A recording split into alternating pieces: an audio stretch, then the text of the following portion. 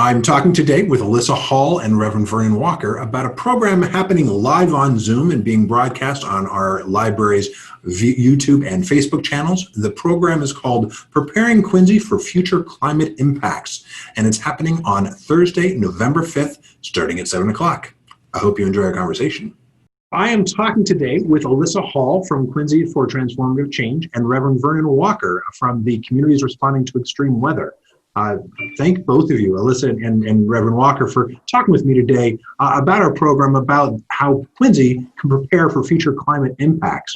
Alyssa, I want to thank you first for Quincy for Transformative Change. It was really the organizing force that connected with Reverend Walker and so many other groups that are helping bring this program to Quincy. Tell me a little bit about how you got involved and why this is important to you. Sure. I think so. 2020 has been kind of a culminating year for a lot of forces, and I've lived in Quincy for a few years now and was really hoping to get involved. And this group, Quincy for Transformative Change, ended up creating energy around environmental justice and social justice issues. And I've begun leading the environmental justice task force under that group. And we really are interested in trying to identify what climate impacts are going to affect the community and what we can do about it. And so Reverend Walker, has been a driving force in the area about educating communities. And so we're excited to bring him into Quincy and get his message wider spread. Well, thank you so much for doing that organizing effort and for helping us connect with Reverend Walker and the group at Crew. Reverend Walker, thank you for joining us and tell us a little bit, how long have you, I think you've been at Crew for about a year, but you've been doing this organizing and have been involved in community justice for quite some time. Tell us a little bit about yourself. Sure, yes. Well, first of all, I'm glad to be in conversation with you, Clayton, and Alyssa, and really excited and elephant happy about the opportunity that we will have on November 5th, which, perhaps depending on the election results can galvanize us and help us find comfort, depending on how the cookie crumbles, if you will. So I've been at Crew for about a little over a year and a half now, serving as the program manager and having a great opportunity to work with a tremendous group of folks, really just reaching out into the community and raising the awareness about how extreme weather is connected to climate change and how fostering social connectivity and fostering and building upon social relationships in one's local community can perhaps serve as a buffer to when the extreme weather events happen, such as flooding or heat waves, storms, etc. That when these things happen, and they will increase in intensity and increase in frequency, that when they happen, so it's not if they happen, when they happen, that folks can check in on the most vulnerable in the community. And as you mentioned, Clayton, I've had the opportunity to do organizing in many different capacities over the last several years.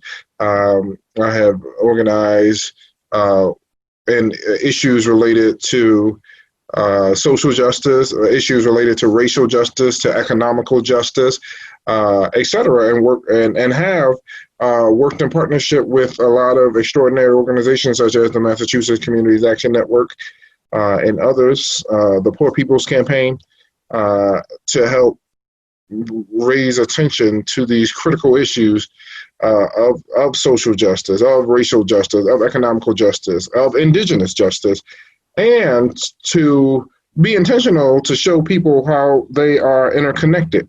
And how racial justice is connected to climate justice, which is connected to indigenous justice, which is connected to all forms of justice, to access to equality and affordable health care. We're very excited about not only articulating and outlining the intersectionalities that climate change intersects with, but also how we can build bridges and not walls. You know, I think that just speaks wonders to why I'm so glad that we're doing this work together. Here at the library, we have a lot of, some of our our core priorities are about helping people learn, helping people find entertainment that's meaningful to their lives. And it's about fostering community and bringing people together. And what you talk about finding justice, injustice tears communities apart. And you can really look at climate change as one of the greatest injustices that there could be, that does not hit all people equally. We certainly know that people who are living in more, marginalized ways are more, at risk because of extreme weather. So it's all the more important that we look at those ties and how we can keep each other safer and what we can do to take care of each other. So thank you for your investment in this work. Thank you, Alyssa, for your commitment to making this happen.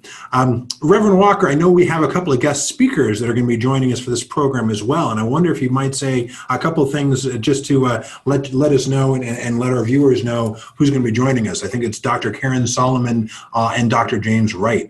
Tell us about our guests who are going to be joining us and what they're going to add to this conversation. Yes, so it's Dr. Jim Retch, who's a psychologist and who I've had the opportunity to do some organizing with over the last several years, particularly around the Poor People's Campaign, when we were more active than what we are now in that effort. And Karen Solomon is a physician. I think she sits on the board for the New England Journal of Medicine, I believe. So they will, the expertise that they will bring, and to clarify, so Dr. Solomon is a medical professional, is a primary care physician, I think. Yeah. She's and Dr. Jim Retch is a psychiatrist, and I think they will add to the conversation the mental health component and the physical component of extreme weather, and how extreme weather can exacerbate mental health issues, and how it also can exacerbate pre-existing conditions, such as asthma, et cetera. So we are hippopotamus glad to have them with us, and they will be extraordinary, and they will provide a perspective from their background and their training that I think will help elucidate and elaborate on how serious extreme weather is and how detrimental and dangerous extreme weather can be to the fabric of communities. So, we're just equal happy to have them with us.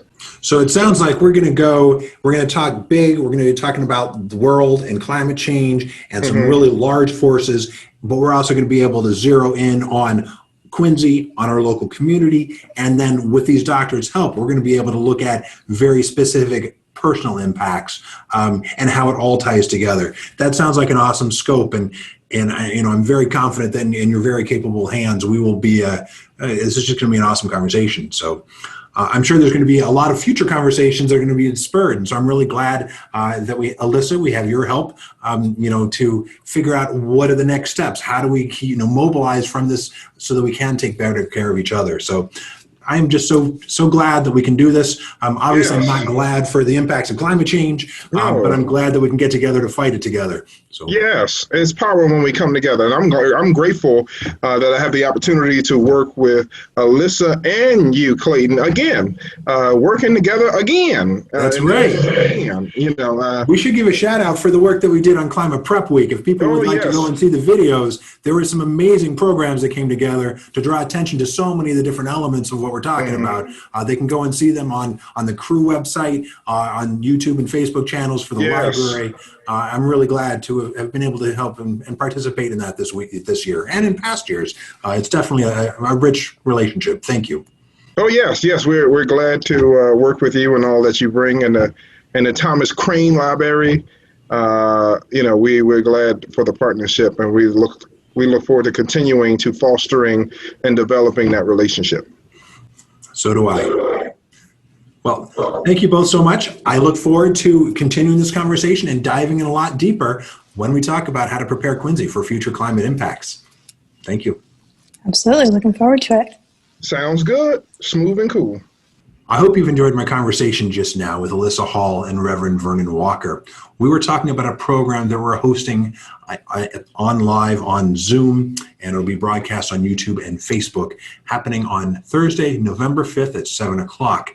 The name of the program is Preparing Quincy for Future Climate Impacts. I hope you'll join us for the full program on the 5th.